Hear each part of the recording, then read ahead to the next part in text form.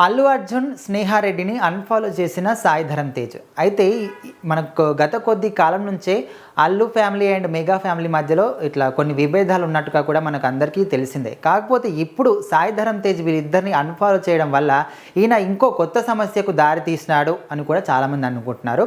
So మనకు గత కొద్ది కాలం నుంచి మనం చూసుకున్నట్లయితే అటు మెగా ఫ్యామిలీ కావచ్చు, ఇటు అల్లు ఫ్యామిలీ వీళ్ళిద్దరూ కూడా ఒకరి ఫ్యామిలీ ఒకరు మాట్లాడుకోవడం లేదు, ఒకరి ఫ్యామిలీ ఫంక్షన్స్కి ఇంకొకరు కూడా వెళ్ళడం లేదు. సో ఆ ప్రకారం మనం చూసుకున్నట్లయితే నిన్న జరిగిన పవన్ కళ్యాణ్ ప్రమాణ స్వీకారానికి కూడా అల్లు ఫ్యామిలీకి సంబంధించిన వాళ్ళు ఎవ్వరు కూడా అక్కడికి రావడం జరగలేదు.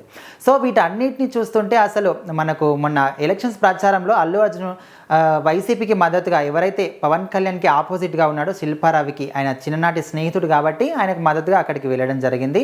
సో ఇక్కడ చాలామంది ఏమనుకున్నారంటే సొంత మేనమామ పవన్ కళ్యాణ్కి సపోర్ట్ చేయకుండా నువ్వు ఆయనకు ఆపోజిట్గా ఉన్న పార్టీకి వైసీపీకి సంబంధించి ప్రచారం చేయడానికి వెళ్ళావు, అండ్ ఎట్లా నువ్వు ప్రచారం చేసినప్పటికీ కూడా నువ్వు వెళ్ళినప్పటికీ కూడా ఆయన ఓడిపోయాడు, ఇక్కడ పవన్ కళ్యాణ్ గెలిచాడు అన్నట్టుగా కూడా చాలామంది అల్లు అర్జున్కి వ్యతిరేకంగా నెగిటివ్ కామెంట్స్ చేయడము, బ్యాడ్గా పోర్ట్రేట్ చేయడం ఇట్లా చాలా జరిగినాయి.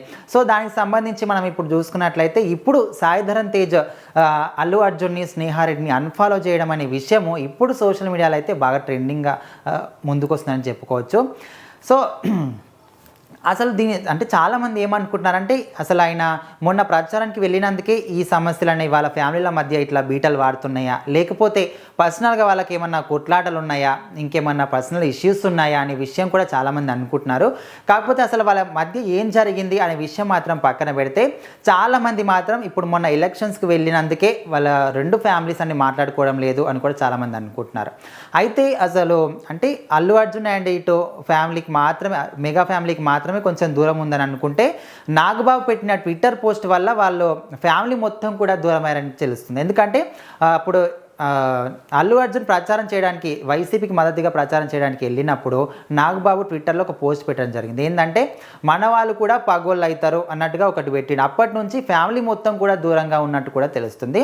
సో దీన్ని మనము ఏది నిజం ఏది అబద్ధం అని పక్కన పెడితే మెయిన్గా మనం చూసుకున్నట్లయితే ఈ ఎలక్షన్స్ ప్రచారం వల్లనే వాళ్ళ ఫ్యామిలీస్ మధ్యలో దూరం పెరిగిందని చెప్పుకోవచ్చు. సో మరి వాళ్ళ ఫ్యామిలీస్ మాట్లాడుకుంటారా, మరి ఎప్పటికైనా సర్దుమనుకొని మళ్ళీ ఒకటి అవుతారా లేదని కూడా చాలామంది అనుకుంటున్నారు.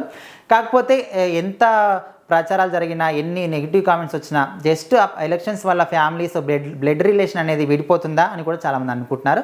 సో మ్యాక్సిమం అయితే అందరం కూడా వాళ్ళు మళ్ళీ కలవాలి, సంతోషంగా ఉండాలని కోరుకోవాలి. సో మరి మీరేమనుకుంటున్నారో మీ అభిప్రాయాన్ని అయితే కామెంట్ రూపంలో తెలియజేయండి.